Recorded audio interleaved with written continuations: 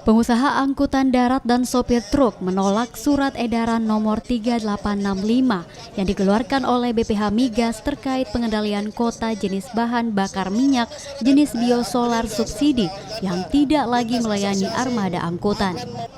Hal ini pun dianggap sangat merugikan para sopir dan pemilik usaha jasa angkutan darat dan meminta untuk surat edaran tersebut dicabut dari seluruh SPBU yang ada di Sulawesi Selatan dan Barat.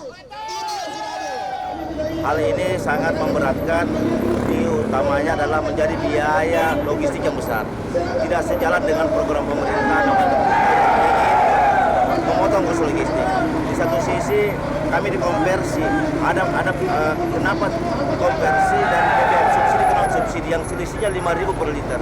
Jika ini berlangsung berjalan, maka berdampak kepada ekonomi, berdampak kepada inflasi, berdampak kepada harga pokok yang masyarakat.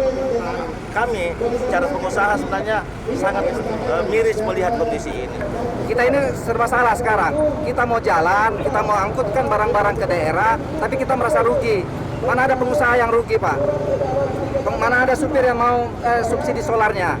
Mereka kan perlu makan, mereka perlu nyokan anaknya, kesehatan mahal, pendidikan mahal.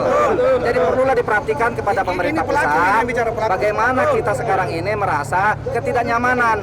Kalau kita tidak nyaman, maka stabilitas ekonomi, stabilitas keamanan, dan ketertiban akan terganggu.